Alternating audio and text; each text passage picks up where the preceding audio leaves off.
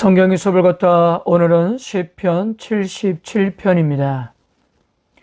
시편 77편은 하나님의 백성이 고난 가운데 있을 때 하나님의 행하신 일을 기억하고 도움을 구하는 탄식시입니다. 이 시편은 도움을 구하는 기도로 시작하고 고난을 기억하며 하나님께 질문하고 하나님의 행하신 일을 기억하며 문제를 해결하는 단계로 나아가는데요. 환난 가운데서의 괴로움으로부터 소망을 주는 기억으로 나아가고 있습니다. 이러한 구조를 강조하는 단어가 바로 손입니다. 2절에서는 시인이 하나님을 향하여 탄식하며 부르짖는 손을 거두지 않았고요. 10절에서는 하나님의 구원의 오른손을 묵상하기도 했고 20절에서는 하나님의 백성을 구원하고 인도한 모세와 아론의 손을 고백하고 있습니다. 표절을 보면 여두둔의 법칙에 따라 부르는 노래로 되어 있는데요. 여두둔이란 인물은 다윗 시대의 궁중에서 아삽, 헤만과 함께 당시 기브온 산당이 있었던 여호와의 성막에서 제장들과 함께 하나님을 찬송하는 악장 가운데 한 사람이었습니다. 이런 여두둔의 위치를 볼 때 그가 만든 법칙이나 음조에 따라 부르는 노래로 보면 될 것 같습니다. 1절에서 3절까지 어떤 일로 인해서 있는지는 알 수 없지만 시인은 매우 절박한 상황에 처해 있었습니다. 그래서 그 상황을 환난날이라고 고백하는데요. 환난날이라고 번역된 자라는 비좁다라는 의미입니다. 따라서 어떤 압박을 당하는 상황을 생각해 볼 수 있어요. 그때 시인은 하나님께 부르짖고 찾았고 손을 거두지 않았다고 했습니다. 이것이 그 많은 역경과 고난 가운데서도 시인을 지탱하게 만든 신앙의 대원칙이었던 것 같은데요. 그럼에도 불구하고 하나님이 응답하시지도 않고 고난에서 건져주시도 않음으로 인해서 그 어떤 사람의 위로도 받기를 거절했던 것입니다. 이런 상황은 지금까지 시인을 인도하시고 도우셨던 하나님에 대해서 매우 당혹스럽고도 괴롭게 만들었던 거예요. 4절에서 9절까지 행동하지 않으시는 현재 하나님에 대한 당혹스러움과 괴로움은 과거에 하나님이 베푸셨던 자리를 회상하면 할수록 더해만 가는데요. 고난에 대한 하나님의 무응답은 마치 하나님께서 시인을 영원히 버리지나 않을까 하는 의구심을 자아냈습니다. 7절에서 9절을 보시면 주께서 영원히 버리실까? 다시는 은혜를 베풀지 아니하실까? 그의 인자하심은 영원히 끝났는가?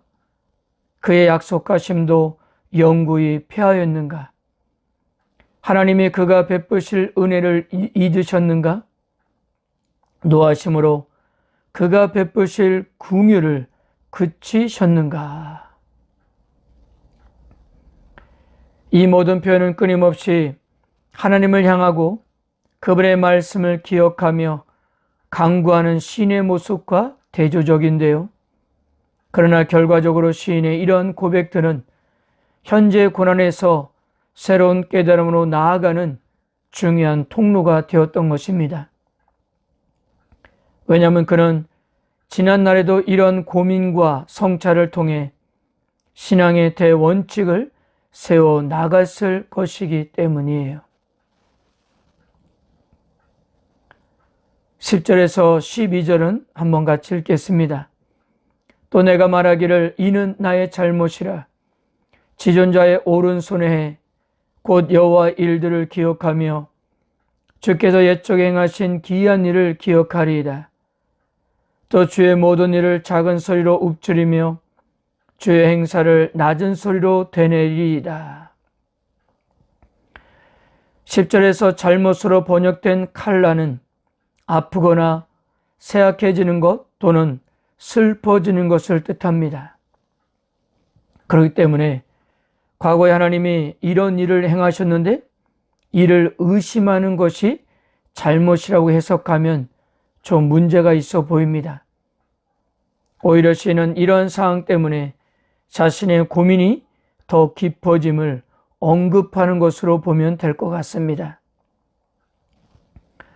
그러나 시인은 괴로운 현재의 고난을 넘어서서 과거 하나님의 구원 기사를 회상함으로써 소망을 갖기로 결심하는데요. 그래서 시인은 기억하고 읊조리고 되뇌인다고 하면서 그러한 의지를 천명했습니다. 시인의 오로지 초점은 여호와의 일들과 기이한 일들이었습니다.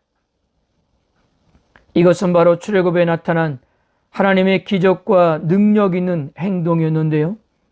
이 표현은 13절부터 20절에서 아주 생생하게 묘사했습니다. 그중 16절만 보겠습니다. 하나님이여, 물들이 주를 보았나이다.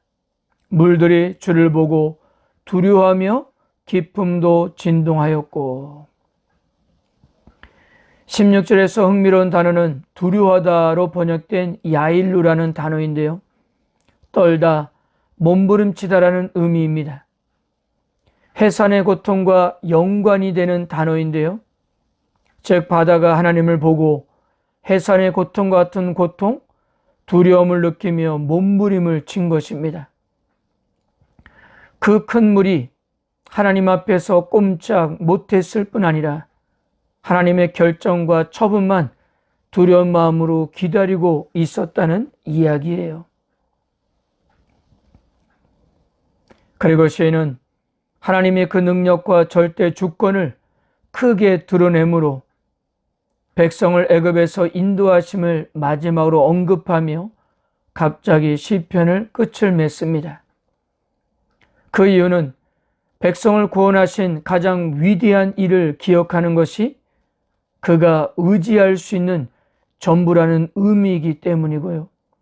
또한 앞으로도 그가 할 수 있는 일은 구원받을 또 다른 날을 기다리는 것 외에는 없기 때문이었습니다. 사랑하는 성도 여러분, 고난의 강도와 그 기간은 각각 다를지라도 사람들은 대부분 인생에서 고난과 고통의 시기를 거칩니다. 어떤 경우는 개인적인 어려움이나 위기일 수 있고 어떤 경우는 공동체나 나라의 파국 같은 것일 수도 있을 것입니다.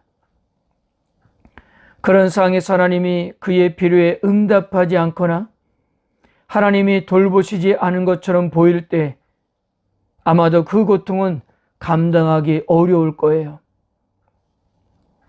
여러분, 이럴 때 우리들은 어떻게 해야 할까요? 오늘 시인이 우리에게 보여주고 있는 모습은 그럴지라도 하나님께서 부르짖기를 멈추지 않았다는 것입니다. 그는 과거에 하나님께서 자신의 부르짖음에 귀를 기울이셨음을 기억하면서 결코 포기하지 않았습니다. 그리고 과거 하나님이 행하신 변할 수 없는 하나님의 구원하심에 시선을 돌렸습니다. 물론 시인의 상은 변하지 않았습니다. 그러나 하나님께 자신의 모든 존재를 내맡기고 그분의 역사하심을 기다렸던 것입니다. 성도 여러분, 어떤 상황에서 아무리 혼란스럽다 해도 전적으로 하나님을 신뢰하시기를 바랍니다. 하나님은 어제나 오늘이나 언제나 동일하신 분이에요.